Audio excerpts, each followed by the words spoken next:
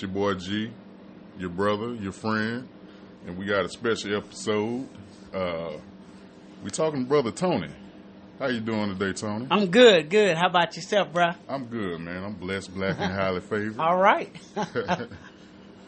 So, today we're going to have some discussions that to me are near and dear to the growth of a man. Yes. So, leadership. How do you feel if for a man to lead his household, to be a leader in his community, what do you think some of the attributes that he has to focus on obtaining for that position? Well, I think, first of all, he got to know what direction he wants his family to go into. Right. He got to have a plan. He got to know, okay, these are the things that I want to be imparted into my children, into my wife, because everything really starts with him. Mm-hmm. Because him being the leader, he has to set the example on how he wants his sons to, display what's in him that he puts in them that they can display outwardly. He has to do that. And for his daughters as well. Think about this. Right. They're going to look to their fathers. Yeah. They're going to look for a role model. They're going to look for an example. And if they don't see that, what they're going to do is they're going to gravitate to things that they see outside. Because think about this now. Most of the time, your children, they're not with you 24 hours a day. If they're going to school, if they're out of school, they're playing around. So they're getting examples. And you at work. Yeah. Not because you really want to be, but you have to be. Right. So now what they're going to do, they're going to gravitate to those things. So you have to be so influential in their lives that when things come up, situations, because they're going to come, that they'll be able to reflect back on what my dad has taught me. Right. But if you haven't taught them anything, if all you do is work all the time and never spend any quality time with them, guess what? Somebody is. Yeah. And this is the kicker, right? It's not the quantity. It's the quality of the time. Yeah. See, cause we could spend, you know what? I figured this out. I got a friend that buys all his children all these stuff, right? Yeah. And he thinks that's what keeps them. It's not. Because all that stuff is just material. But they want the love. Yeah. And the love is what's going to keep them. Yeah. The quality of that love. See, they look to us. Mm. Yeah, they do. I'm going to tell you, they look to us. I got a grandbaby, right? Yeah. She's only 16 months old. But she runs behind me. She makes sure where I'm at. If I go downstairs, she crying because she want to go with me. Because I spend the time with her. But on the other hand, and I don't fault the young man, her dad, he don't hardly come around. Yeah. You see? So now who she looks to is her granddad. Yeah. Yeah. For myself, when I was growing up, trying to put together, piece together what a father was, what a leader was, the only thing that really stuck to me because I didn't have it was discipline and providing. Oh, yeah.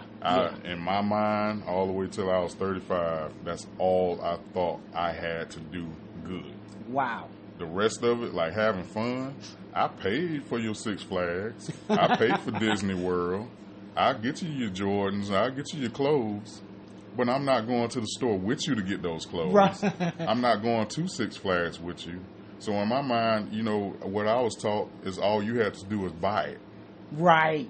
So just to echo what you just said, in my mind, that's all I thought. Mm-hmm. And as I slowed down working so much, because I was working 7 days a week until last year, as I slowed down this year, over the past year and a half now, because we almost at the end of 2020 now, I've been getting to know my daughter. Wow, that's awesome. Yeah, I've been getting to know her, and it's awesome that we're able to do it. But it's also been challenging because I don't know much about her. Okay, and right. she lives with me. I've been raising her, Right. but I don't know her. Uh-huh. I don't know what she. I thought I knew what she liked. You know, for years I was buying her pink forever. She liked purple. She was just accepting it because she knew it wasn't going to be a big discussion on what I was buying. You know what I mean? So I was just getting it because girls like pink. That's in my mind. So, you know, and discipline, I thought I had to. I knew when to spank. I knew when to punish. I knew when to take away stuff. I didn't know how. I didn't use none of those times as teaching moments. Yes. And you have to do that. I'm learning that now. Man, you have to have awesome. these discussions. That is awesome. And I didn't have none of those discussions. So now we're kind of like we're having conversations now. And while you're trying to still be the disciplinarian and the father, you still have to be able to understand that this is a person. You know what I mean? So you can't just run down a list of things you think you're supposed to do. Right, right. You got to engage. Right. Completely. Absolutely. You know what I mean? And you know what, just to echo off that, something you were saying, right? It's communication.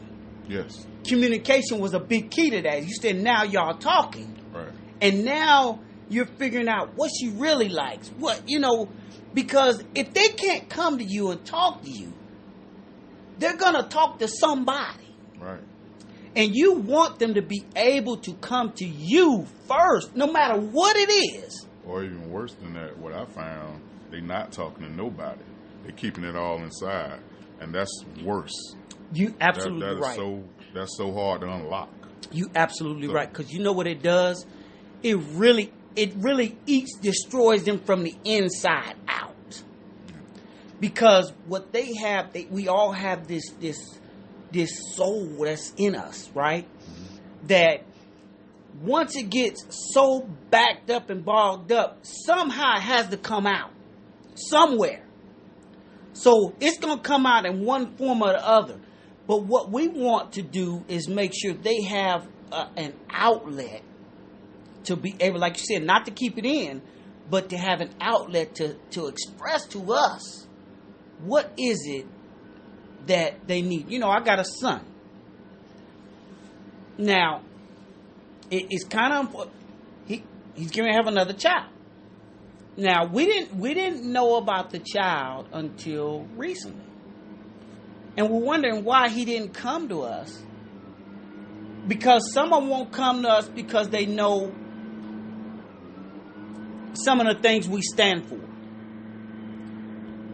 But in that aspect, he knows that, hey, we love him. We want him to communicate. We have never closed that door. We always try to keep that door open, communication open.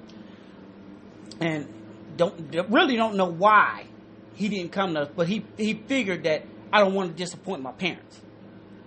And most of them, it really not a disappointment as to us as it is to him. Right. You know what I'm saying? Yeah. But at the same time, bro, we have to have this open communication. Think about this. No relationship is going to survive. You have to actually put your kids into the category of relationships. Like, you have to really understand and accept that. So no relationship is going to survive without communication. That's it. Not one. Absolutely. So, you know, even with I have a son, and I know that because I'm still learning how to navigate in this arena. You know, sometimes I feel like I'm hard on him, and I'm not as loving as I need to be. Like, you got a mama. You don't need me to be nurturing too. You know, that was my mind frame. Right. And it still kind of is. And I'm working on that part, but I don't want to be, you know, like what's going on today. Men are way too feminine. So I keep that in the back of my mind, but I really need, when I'm fathering, I need to let that go. Yeah. Yes, you gotta let that go. It's not about the dynamics of the world. That's right. It's not about roles. It's about, hey man, I love you. What's going on with you? That's the key. You know? And that's, navigating. It's not just about parenting, guys. And if any of y'all have any comments, send a message or just leave it. We'll read it. It's not just about fathering. It's also about, leadership is about, all the different dynamics and roles that a man has to embody throughout this life. You know what I mean? Yeah. Marriage. Oh, that's one I haven't mastered yet. You may be able to speak a lot more on that. Well, and to echo off before we go to that one, check this out. Now, you said something earlier, and I want to just echo on love. If you think about love, right? Okay. Oh, yeah. Let me slow down. Because it go back into relationships as well. Love what? Love gives of themselves. Right. So when you're talking about your children, you talk about even in marriage and relationship, that means you giving totally of yourself. Yeah. In every aspect. That means you sitting down when you don't want to go with your daughter, when you don't want to go with your wife. Guess what? I got to give totally of myself because that's what they desire. So guess what? Even though I don't want to do it, but because they do it and they want it, I got to show love and give totally of me to them. And that's how you draw them. That they continue to look to you. Yeah. So. Yeah, I agree with all of that. You gotta, and for a lot of guys, if you haven't seen or experienced it, I look at it like this. You have people, when you're dealing with children, and you have couples that don't want to have certain conversations in front of their children, like the disagreements and all. You hear that so much. But at the same time, it's certain conversations you don't want to have in front of nobody when you're married. That's right.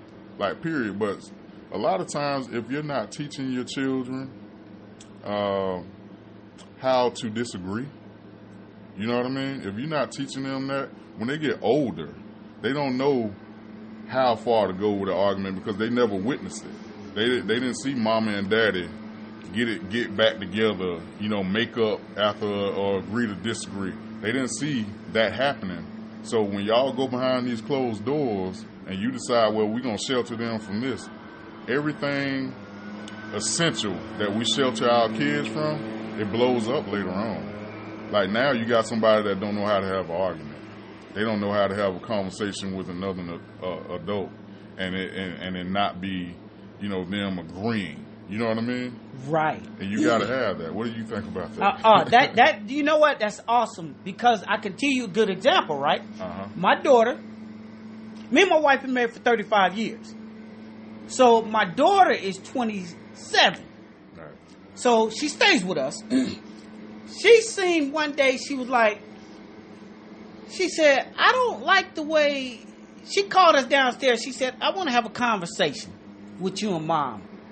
And I guess it was about 2 or 3 days. And we said, okay, we think she's going to say something about her. She said, I don't like the way y'all been kind of treating each other. And it's kind of disturbing. This is what she told us, right? Yeah. And we like, what? And she said, yeah, something is different. What's going on? And at the time, we had been about an issue. Yeah. So, and my daughter noticed it. And then we had to go back and say, man, you know what? But I'm glad you noticed it. Yeah, we kind of been hee-hawing around, but you noticed it. And we had to, which we had already was doing was cleaning it up anyway. Yeah. Because we're not going to stay like that long. Like I said, 35 years. So we corrected that quickly. We like, yeah, this ain't, whatever we was talking about was really kind of stupid. If you think about it, most of the stuff is really dumb. Yeah. The little petty stuff that you go through. But she noticed it. And we had to correct that quickly. But again, like you said, if they don't see that, as they're growing up and see that, hey, yeah, they had a disagreement, but they still came back together.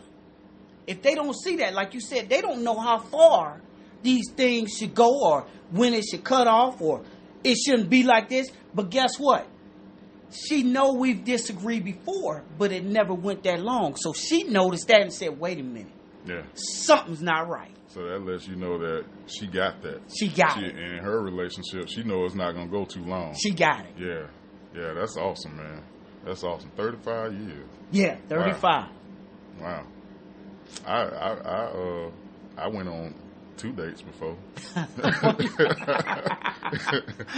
It was almost a third, but I didn't like her toenail polish.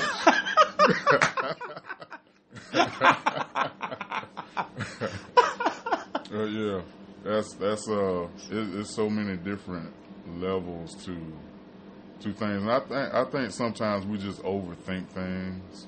You know what I mean? And that's what you left with when you don't have too many examples. Yes. A lot of times if you without something, you think about it a whole lot.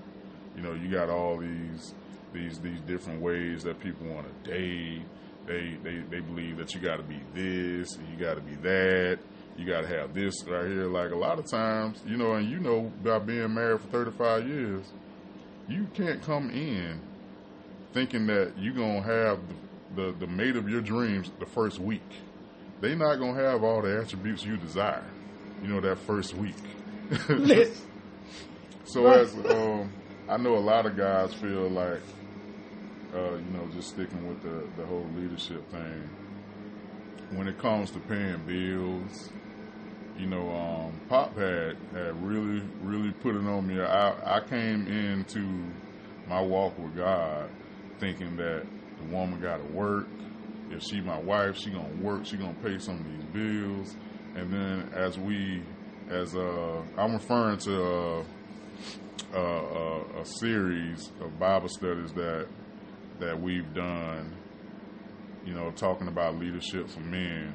And in that, I discovered that, you know, and it might just be what I digested, but I think a lot of guys that was a part of that found out that, you know, your helpmate doesn't necessarily have to work.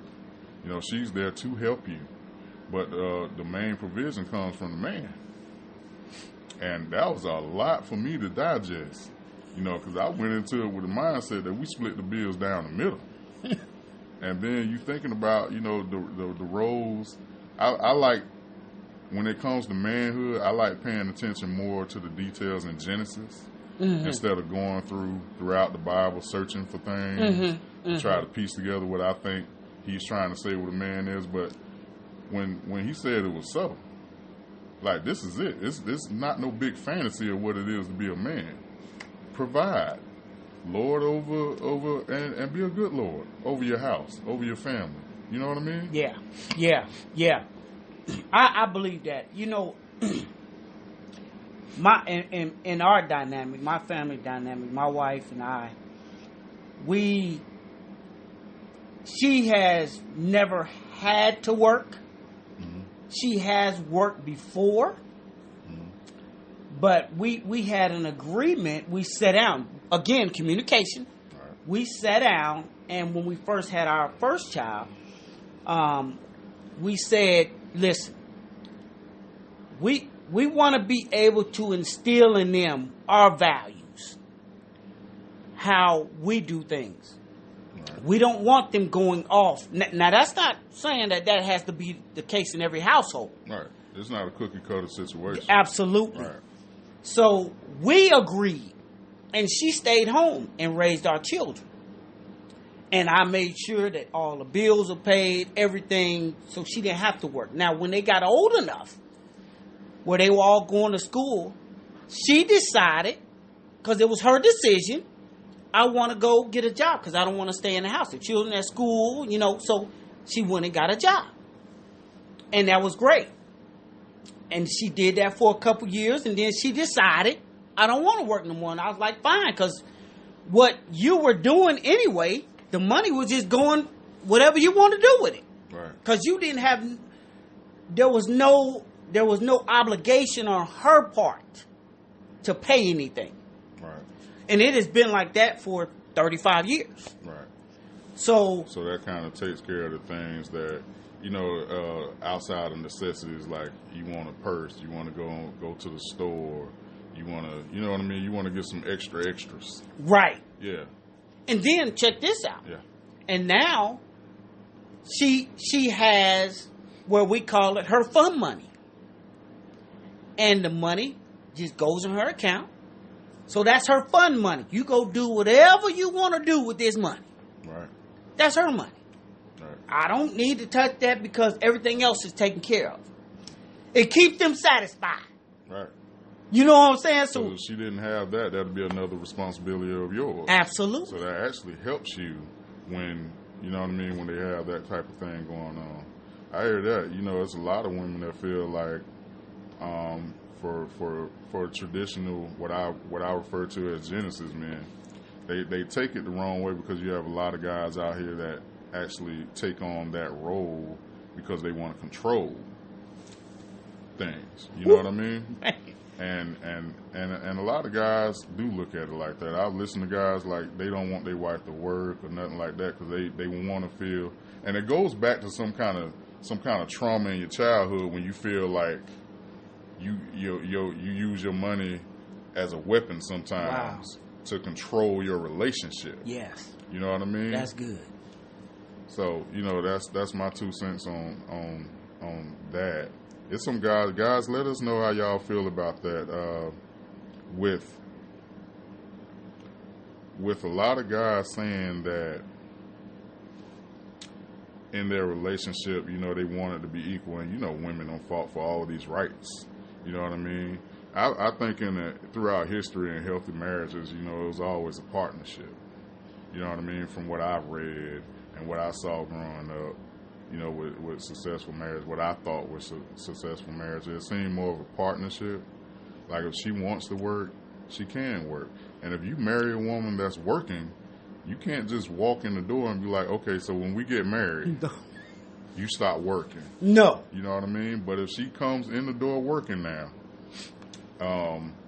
you have to think about, being the leader of your home. Do you want to do 50-50? Or do you want a majority of your income? Because if thinking about it, because I have to think about these things if I decide to get married. Things like it's because it's not all one way. That's right. I feel like most men should pay all the bills. If you can pay all the bills on your own, that's good. But if she's working, you both shouldn't want or need for anything outside of that. You know what I mean? That's that. Because we live in a 2-income society now. And you know what? Listen, again, things have changed. What I'm saying, times have changed. I mean, listen, we still have to be wise about the way we do things. Yeah. Now, if your wife is working, she has a career. Again, it goes back to communication. Right. She has a career because a lot of things now, people want things. I have a certain way of lifestyle that I like to live. Right. And she may have a certain way of lifestyle that she likes to live. If you just coming into this marriage thing, right? So you can't stifle her and say, okay, you're going to be a housewife and you're not going to work. See, that's not going to work. Because the way, not all women, again, I like what you said, it's not cookie cutter. Yeah. You can't base yours off of somebody else's. You can't do that because it's a different mindset. Your wife or your fiance or the young lady that you're with may have a different mindset than what mine. Yeah. So you can't cookie cutter. Oh, you're going to be like this. No, it doesn't work like that. No. So we have to look at each situation and communicate and weigh it out. Like you said, if she doesn't want to work, she comes to a relationship, you should be able to do that, pay the bills. But if you can't get down on yourself and say, I'm going to do this, and then y'all get into a rut and everything goes to pot. You know what I'm saying? You lose everything, and then what's going to happen to your relationship? It's going to go down the drain because you chose and you knew you couldn't do it. but you want to take on this manly role. Right. And thought, oh, this is it. I'm the man. I'm going to do this. See, that's crazy. Yeah. Because you know you can't do it. Now you around here struggling. Now you're struggling. You're struggling. You're going into debt. You're going to cause more problems in your relationship than from the beginning. You should have left it alone and came together. I like what you said. Come together, communicate, and be partners. Yeah. And be partners in the thing. I'm not going to rule over you. See, people, again, I like what you said. People think when they say rule your household, I'm going to rule with an iron fist. Everything I say is it. Yeah. That's crazy. That goes back to the psyche.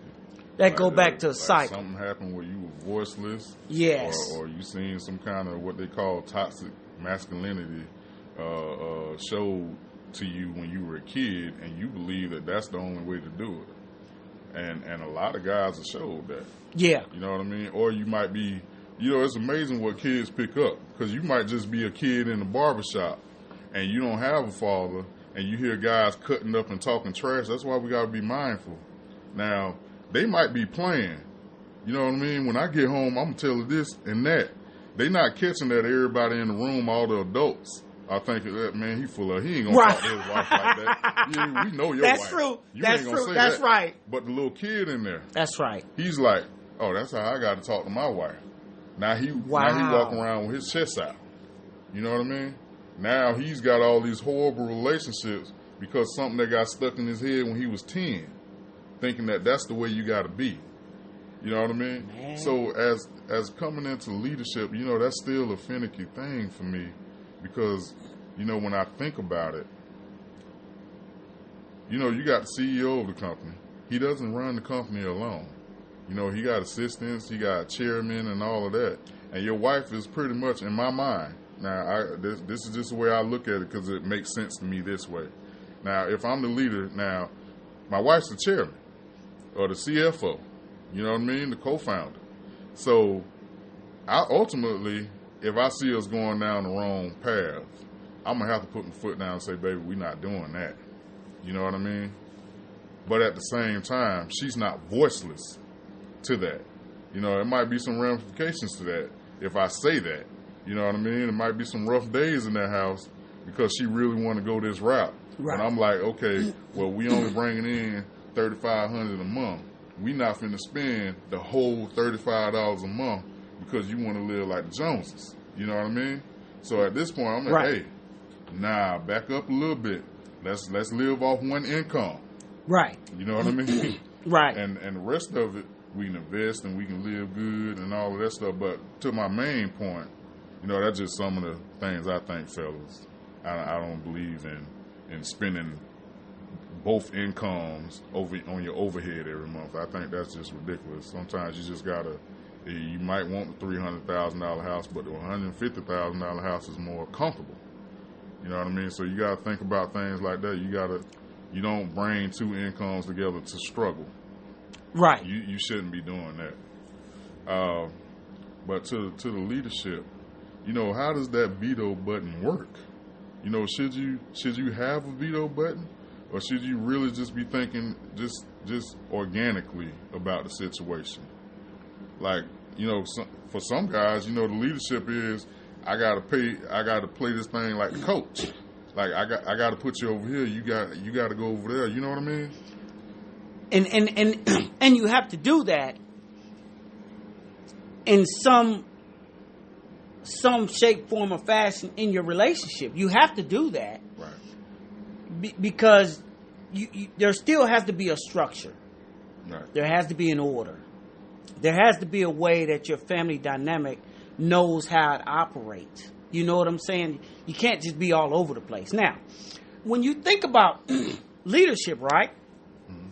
Going back to leadership, what does it mean? First, you got to see the word got to be broke down. Right. Leader, right? Yeah.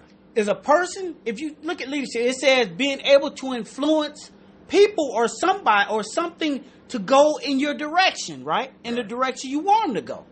So you look at leader. Leader is a person that can influence. And then the ship part on the end means it's a vessel, right? So it's a vessel. So Now you got a leader, and what is the vessel? Is the way that you want it to go. What tool do you use to guide it? See, and your leader got to use some type of tool, which is the ship. He got to use a tool to guide it. Well, how you guiding it? Are you guiding it by iron fist, or you guiding it by love? Yeah. See, there's leaders. There's a leader, but how are they leading? Right. Are they leading by love? Or are we leading by, you going to do it my way? So that ain't love. Love is, I'm going to give of myself, and I'm going to lead with myself. And what kind of lead is? Wow. If you're led by the worldly system, you're going to be like, I'm leading like this. You're going to do it my way. But if you're leading by God's system, it's going to be by, how can we do this thing peacefully? Right. See, that's what leadership means. Right. We're trying to avoid war. Right. We're trying to avoid that. Man, listen. Yeah, and in the world, that's what you want. You want to show your power. Brute force. You want to show that. But if you're doing it with God, hey, I don't even know what just happened. You know what I mean? Right. It was so smooth. It just, wow. Absolutely. Man, that's brilliant. Absolutely. That's brilliant. That's brilliant. And a lot of times with, man, that was the perfect breakdown. That's awesome, brother. Hey. I hope y'all guys got that like I got it. That was awesome right there. So and a lot of guys think that with submission, I'm just going to echo a whole bunch of things I've heard over the years in and outside the church. A lot of guys think that, they always start the arguments, or they try to win the argument with wives are supposed to submit themselves onto their husband. They always forget the first one right in front of that verse was submit yourselves onto each other. You know what I mean? Right. And submission is always a heavy, heavy topic. Dating Christian women, marrying Christian women. Just women in general, because even non-Christians subscribe to submission. Like, the order that we do things, it's global. And a lot of times, if you're not careful, that alone will drive a wedge into your relationships. Yeah, absolutely. I mean, you think about it. See, we look at submission, we think somebody has to, you're bowing down to me. You know what I'm saying? You're under the authority. Now, look at this though. It goes back to what we talked about. How are they agreeing to your authority? How are they doing that? Are they doing it out of fear?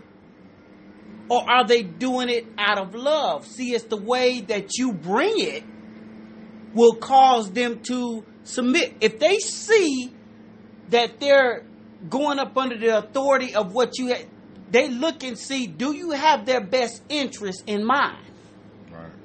If they feel or see that you don't have their best interest in mind, why would I submit to someone that does not have my best interest in mind? Right. Because her submission or yours, all of that's by choice. It's not, you can't force that on somebody. Right. You know what I mean? It's hard to have a loving relationship when you feel like I got to throw around, I'm in charge, I'm the man of the house, and I said so. You know what I mean? Right. Which is another thing I thought. My first marriage was horrible. You know what I mean? I went into that thing like, hey, we going to the store at 1. You said what time? You said what time? Nah, we not doing 12. Sometimes, I was a young man. I was in my 20s. I'm like, I want to go to the store at 12:30. And even though 12:30 was fine, I was like, nah, 1 o'clock. You know what I'm saying? Yeah. So I'm it. It's going whatever I say. Yeah, and that was hell for that woman. You know what I mean? Trying to deal with that because I was the little kid in the barbershop too. Looking around, listening to conversations. I didn't understand they were shooting the shot. They were just talking trash. Right, that's true. And I absorb things not only in barbershops but in the neighborhoods that's the way a man got to be. You got to throw that power. You got to throw your weight around a little bit and let them know who in charge. Well, but if she loves you, fellas, if she respects you, she's gonna submit to you willingly. You don't have to make her. You know what I mean? You don't have to throw your weight around.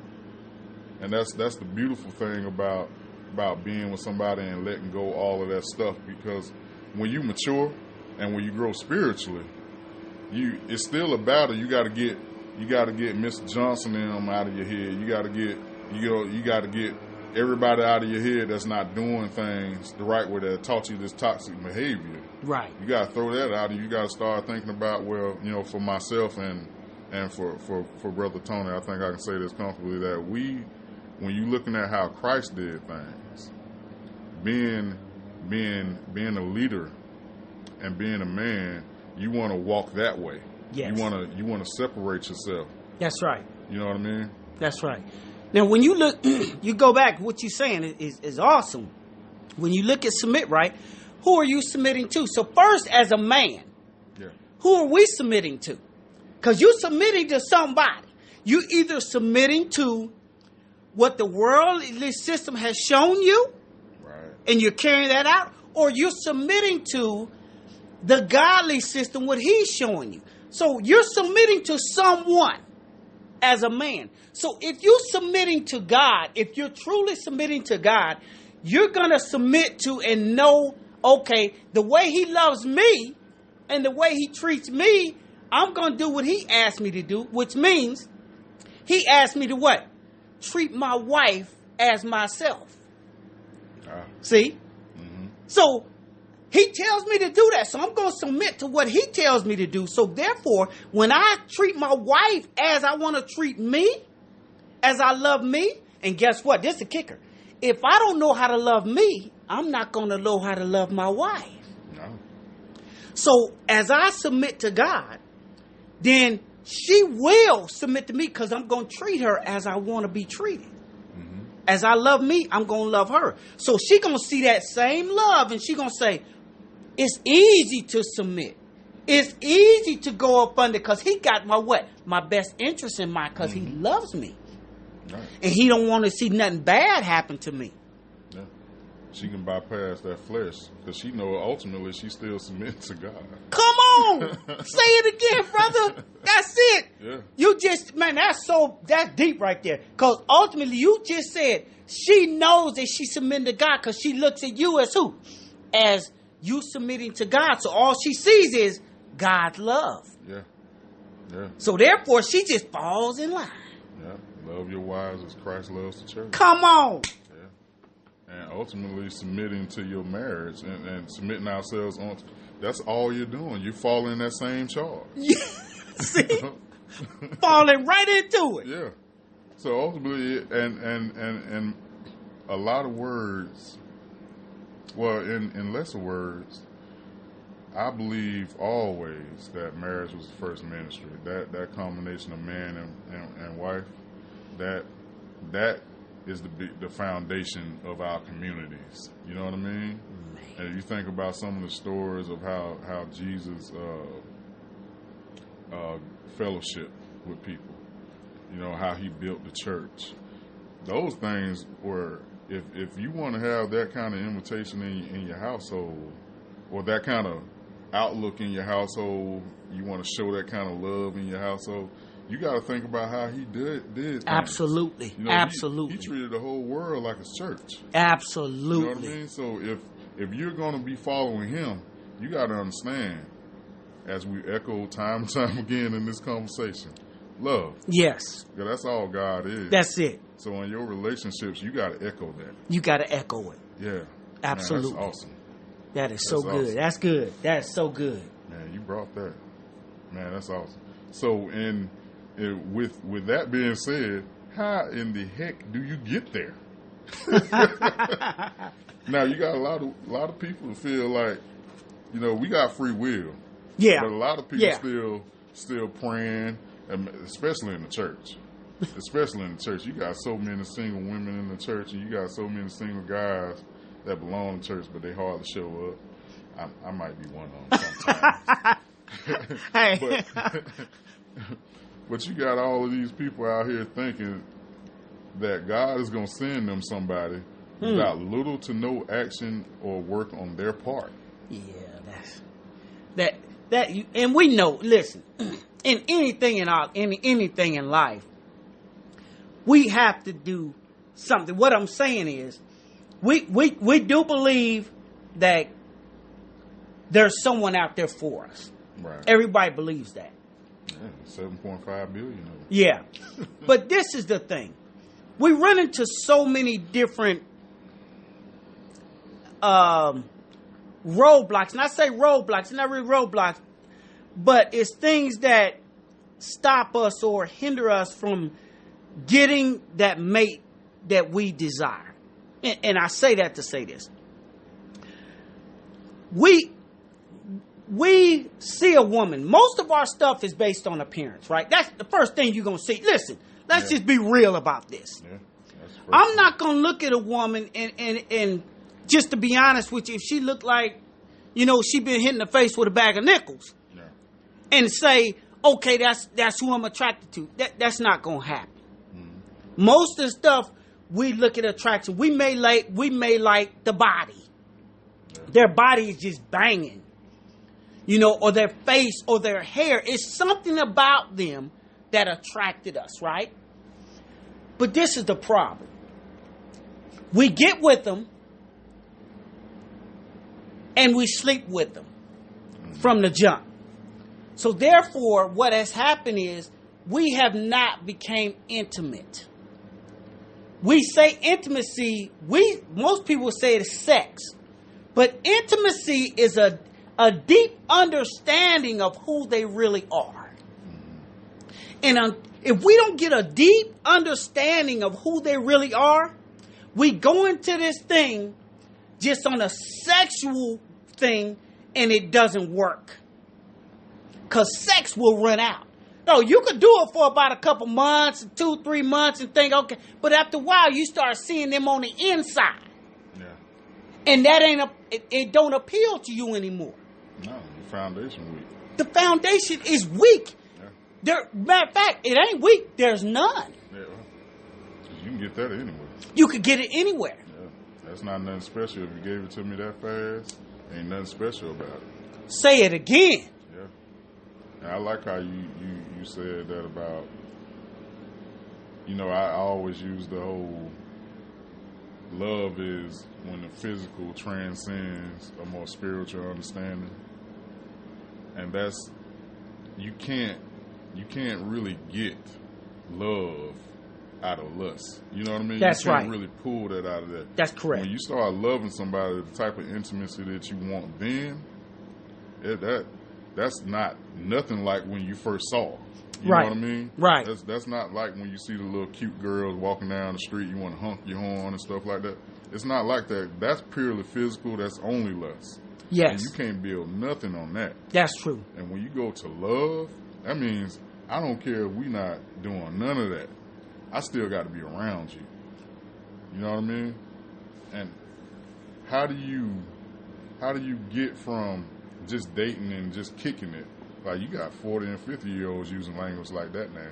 They just kicking it. I'm just looking for somebody fun to hang out with. And you're not at this stage in your life, you're not trying to build nothing substantial with nobody. And I think a lot of times that's fear. It's a defense mechanism, especially in church. Because most of them in there praying to find somebody. And if you following this doctrine, you want to find somebody. You following this because you want all the benefits of God. You're not trying to just get a little piece of. You don't just.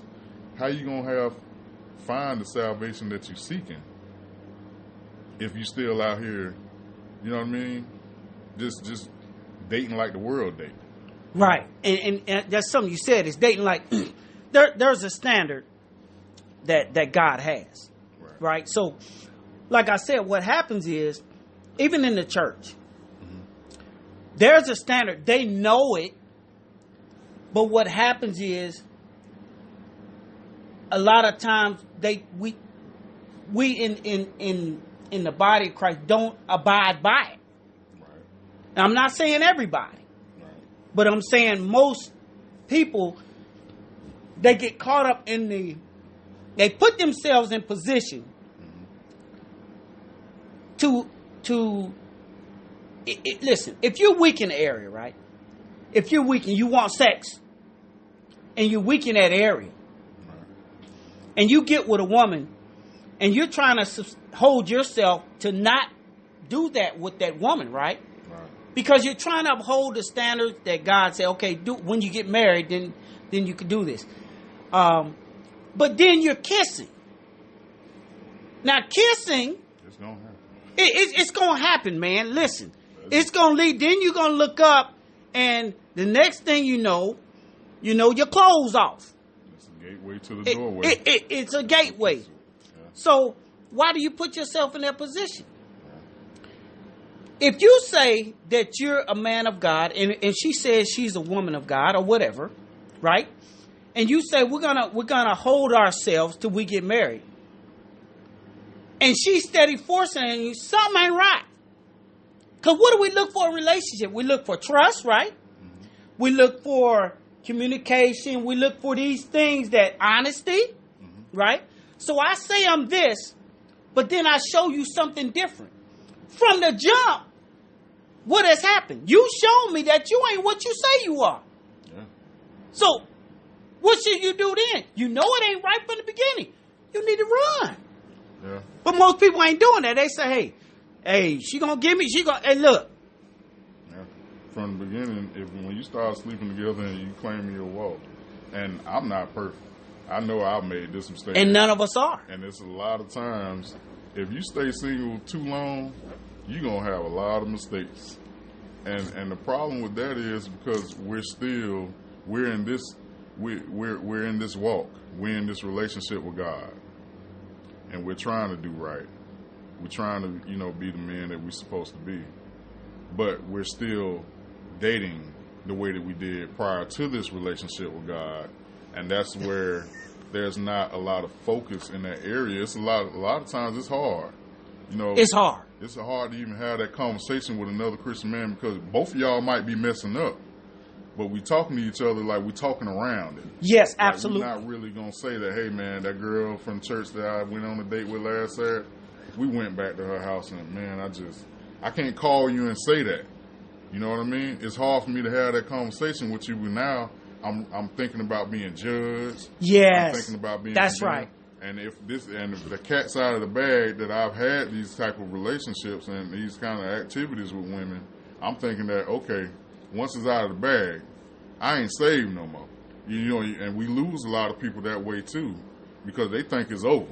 Like God is not going to forgive you, period, when you make these mistakes. Wow. So sad. Yeah. So sad. And that's a total opposite of what God is about.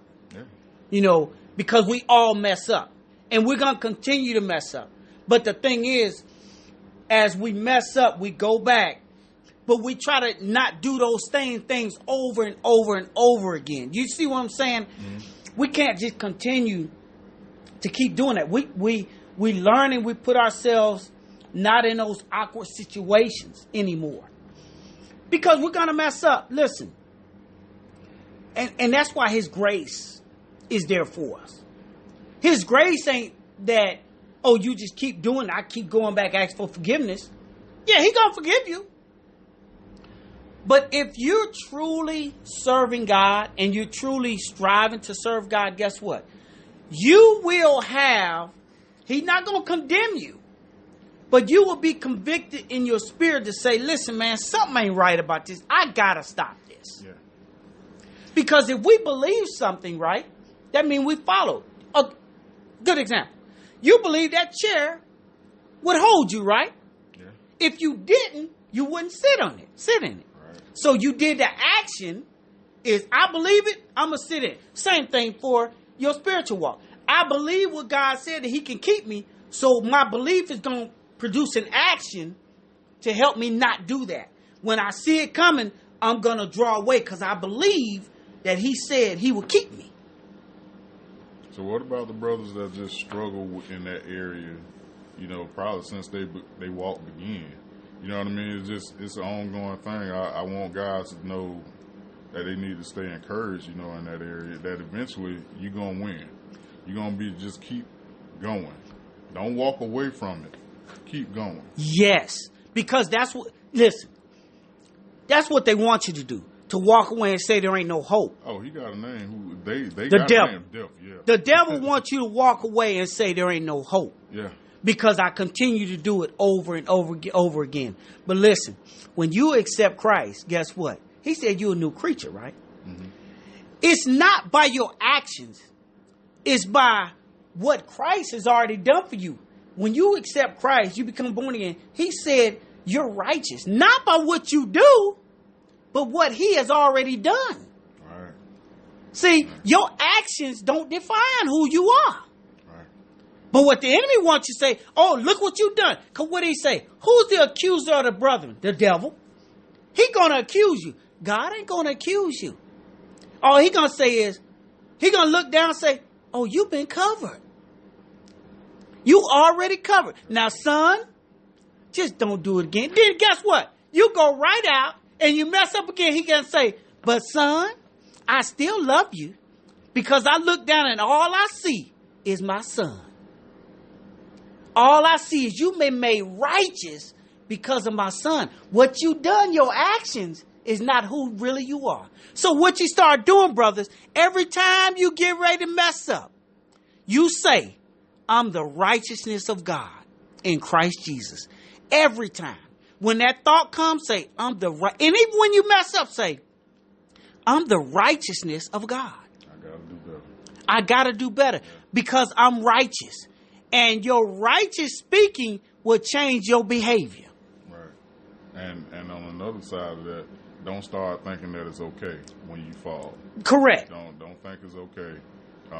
Have that conversation with God. Know that you're wrong. Stand in correction. And try. Try to stop doing whatever it is that you're doing. Try to fix it. And allow God to keep working in your heart and in your life and correcting that. You know what I mean? And one more thing about that, right? It's about relationship, right? We're talking about also relationship, right? So think about this. We said intimacy, right? Mm-hmm. Intimacy is getting a deep understanding about that person, right? So now as you become deeper and deeper into God and learning about who he is, and he start working in you, guess what? Your behavior will start to change. Yeah. You won't want to do the things that you used to do. Right. And don't measure that, fellas. A lot of guys have a timeline when they think, well, I've been saved 6 months. No. No. It's a growing process. Yeah, let me get this right. It's a growing process. Yeah. You got to grow. You got to grow. So in courting, before we close out, just thinking about, we had a conversation a long time ago about, you don't date to get married, you marry to date. And a lot of, that's an old school belief. But I believe it. But finding other people that think like that. Because you got so many, like for a man, even if you got the right thoughts on it and you got the right way of doing things, you're still going to run across, even inside the church, pulling those women out. They know the Bible front and back, but they still want to date the same way they've always dated. Mm-hmm. You know what I mean? Mm-hmm. And all they do is they'll put them 90 days on you. They still won't want to sleep with you before they get married. They still feel like you need to be paying some bills before we get married. They still looking at things in a worldly, in a more physical way. That's right. Instead of a more spiritual That's way. True. So, and you really like this woman, you don't want to lose her. So, in a way, you kind of get pressured into, compromising. And compromise is such a, I think is a word that's used wrong a lot. Mm-hmm. Like a lot of people don't look at compromising the way they think. When you say somebody's compromising you, that's different than when you're saying, I'm compromising in this relationship. Mm-hmm. But a lot of times when you have the right belief in your head, a godly belief in your head, and you allow people to compromise you, that's a whole nother text. Yes. You know what I mean? Yes. That's a whole nother definition. That's right. There. And a lot of times when you're dating, you find yourself compromised. Yeah. Because you want this to work out. You know, you're getting older. You want to go ahead and get on to this family thing, this life that, this ministry, this love, this romance that you've been dreaming about. But you don't want to keep messing it up because my faith, at this point, now I'm starting to feel like my faith, and this goes for women too. Now my faith is kind of in the way because I'm not finding nobody that truly believes. I'm finding believers, but I'm not finding people that put it into action. Wow. You know what I mean? So now I go into this thing with the mindset to get married before I do all of that and just build a friendship and spend some time with somebody. But every time we're alone, there's the kissing, there's the hugging, there's the touching, and eventually the gateway to the doorway, to the bedroom. You know what I mean? Yeah. And it's hard for a lot of people to walk that line and walk that path, and you can't find your counterparts doing the same thing. It's hard to run into that, and that's to me that's a major thing that even not just in the church but outside the church for people that call themselves believers. We need to talk about that because it's rough. Yeah. You know, that's something that I've been struggling with for the last few years. I'm always dating women that say they love God, but 2 dates in, or we stop by somebody's house, there's that, you want to lay down for a minute? Like... Yeah. And it's really sad because what happens is we, again, we give in to our desires, our fleshly desires. Right. We give in to our flesh. And I want to say this. Go ahead. That is not solely on them that I fail or that some guys are falling. But, you know, that presentation is always there. And this is something you're battling. You know, the devil... That's right. It's right there, but go ahead. I'm sorry. No. And he's gonna be there. You know, he's gonna be trying to make things look so that you have to do this. But what has again, it go back to communication. When we first get into these relationships, if we are upfront with these women or the women up front with these men, to say, listen, this is what I'm about. And then if they start going that way, you really like this lady, and they want to go that way, there's always a way to remind them, listen, I really like you, and I want this to work. I've been in these situations before, and they didn't work because of these reasons. Now, what I want to do, because I want this to work between me and you, so therefore, I respect you enough to not do that with you. And I don't want to do that with you because I want this relationship to really work. And I want to do it the right way. Now, it's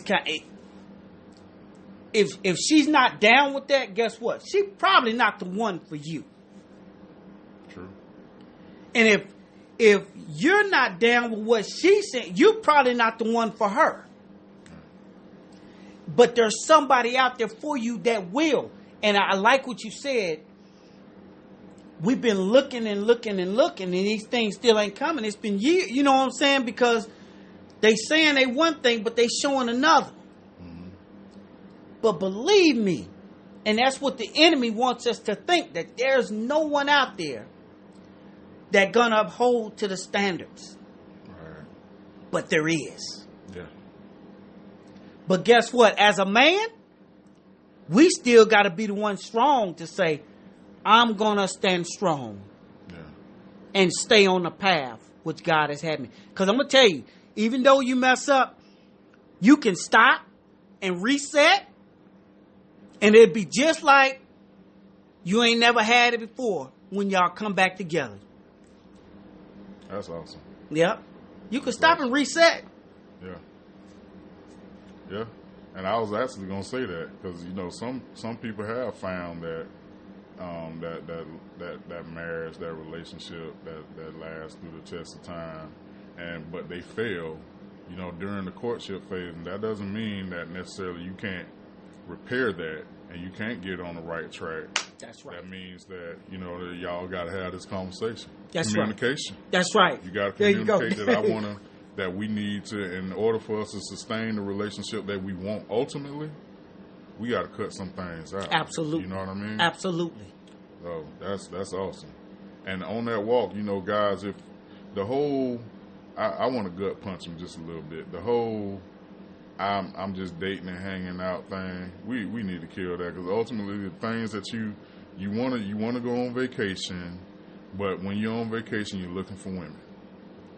Ultimately, when you on vacation, like I've been so many times, like it's fine going around talking to the girls, sightseeing a little bit, but when that night comes and you start seeing all the couples come out, and you the single one standing there, like I can't holler at nobody. You know what I mean? Now you start thinking. Now you faced with this mirror. If you're not overly intoxicated, your mind and your heart is gonna start thinking like, "Hey, I need to get that. I'm out here playing. I'm out here working hard, and thinking that okay, in 10 years I'm gonna find what I'm looking for." It's so much beautiful. It's so much more better when you can build that together. Yes. You know what I mean? Yes. It's not a whole lot of this mine and this yours. You know what I mean? If you can start walking down that road with a woman, if you can cultivate your relationships now. Yes. Like you don't have to wait until you find that house you want to have, or that career, until your bank account the way you want it, That's or you right. got that car you want, or That's that right. business you want. That's you can right. start now. That's right. You know what I mean? And just learning how to date. Ultimately down this road, you want a family. Yeah. You want a wife. That's right. And when you date and when you spending time, however y'all want to word it, courting, spending time hanging out, you want a wife. Yeah. You want that. Because that's how he designed it. Yeah. He designed it from the beginning. And what he said, it is not good for man to be alone. Absolutely not. He designed it from the beginning. Yeah. So, and I'm going to throw this caveat out here, men. As we start walking and really building our relationship with Christ, then he'll start putting us in places, in positions to get that spouse that we want. Now, I'm gonna say this. I said that to say this. Because there's so much out there. You got men that look just like women. You better be careful. That's why it's called intimacy. Get to know them. Mm-hmm. Don't just jump in the bed with them. You find a surprise. Surprise! Let me see your baby pictures. Let me see your baby pictures. Yeah, that was a great conversation, brother. Yeah, it was, man. I appreciate it. Yeah. I want you to come back again. I will. And talk to us. I will, man. We got some more things to discuss with Okay. guys. Sounds good. This has been the episode of Cut Different.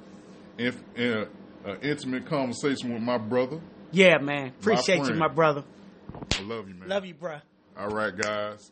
Y'all like, share, and comment, and let us know what y'all think.